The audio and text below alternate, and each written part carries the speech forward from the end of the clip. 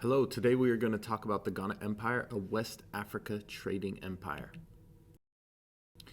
So our essential question for today is, to what extent did trans-Saharan trade lead to Ghana's wealth and success? So we'll see how trade made this empire grow and build. Our goal is to be able to evaluate how the trans-Sahara trade affected different groups in West Africa, how it affected royalty, how it affected traders themselves, and how it affected common people. Firstly, let's talk about the king and his government. What did the king do? Well, his role was to control the army, justice, and religion. That's a lot of responsibility and a lot of power to the king. The king also made huge profits from controlling the gold trade. Only he was allowed to own the most prized golden nuggets. He garnered a lot of respect. When he held court daily, he would wear royal robes, gold jewelry, and a decorative cap like the one you can see here with the intricate designs and precious metals. People showed respect to the king by kneeling and throwing dust on their heads. His court included gold-decorated shields, sons of vassal kings, and guard dogs with gold collars. So it was a fantastic affair in the king's court. Ghana's military had a complex structure. They had a regular army, reserve forces, and elite soldiers like bodyguards and advisors. Soldiers wore feathered headdresses and used spears, swords, and bows and arrows. They could produce metals, however, that other neighboring people could not, so they dominated in warfare in their region. Every man had to complete military training. The king could summon up to 200,000 warriors.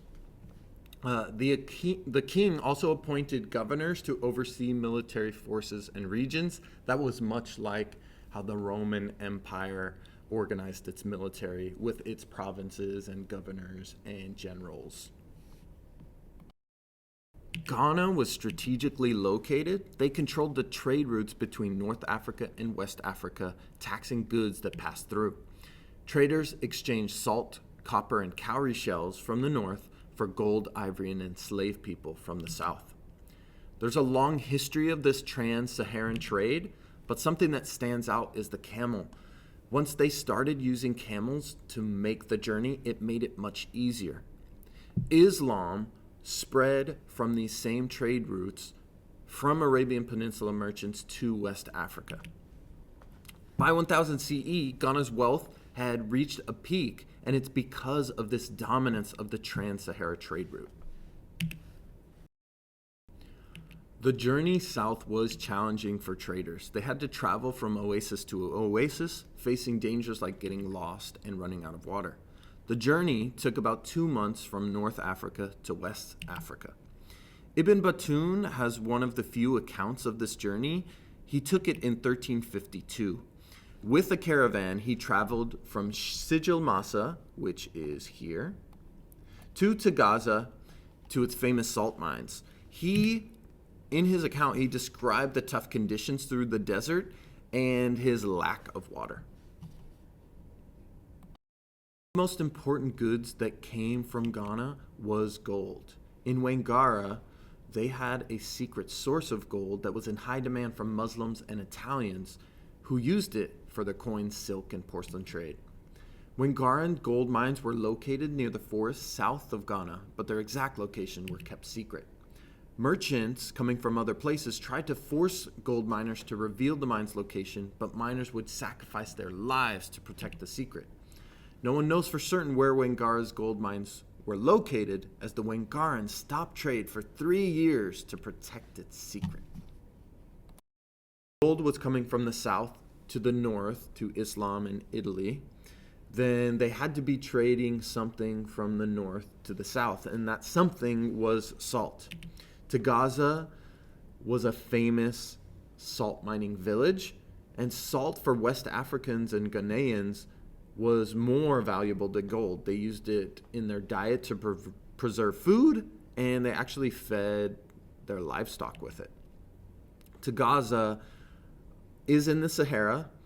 It's a mining village where houses and mosques were actually built out of salt blocks. You can see these miners mining salt blocks. They would actually use those to build structures. Salt was extracted either by evaporation or by mining salt deposits found underground. The miners who were enslaved by Arab merchants relied on caravans for food like camel meat and dates, or else they starved. So imagine this salt mining town in the middle of the Sahara. It was a very dangerous operation. Ghana's system of tax was important because traders had to pay taxes on goods entering and leaving Ghana, such as salt and copper. Ghana charged 1/6 of an ounce of gold for salt coming in and 1/3 of an ounce for exports to the south. And that seems like a tiny little bit. An ounce isn't that much. However, it was enough to fund Ghana's military, helping to protect the trade routes from bandits. The traders got a little bit in return because their trade routes were protected. Because Ghana wanted more and more people using the trade routes, it meant they got more and more taxes. So how did the goods actually get exchanged? Well, in Kumbi, Ghana's capital, it had the busiest market in West Africa, with goods like weapons, cloth, and gold being sold there. Goods included enslaved people. They were bought with gold dust. Arab merchants bought enslaved people to sell across the Sahara. Traders from Ghana and the Wangarans exchanged goods along a river using silent barter to protect the location of gold mines. The silent barter system allowed for trade without meeting, overcoming barriers and ensuring the secrecy of the Wangara's gold. Decline of Ghana and the rise of Mali. Ghana's empire reached its peak around 1000 CE, but war and natural resource loss led to its downfall. Almoravid Muslim warriors attacked and captured the capital, Kumbi, in 1076, and though the king regained power in 1087, the empire weakened. Environmental stress from population growth caused resources like water and trees to become scarce, leading to people abandoning the empire. In 1240, the Mande people of Mali conquered Kumbi, building a powerful empire that grew wealthy through trade, especially in gold, and spreading Islam.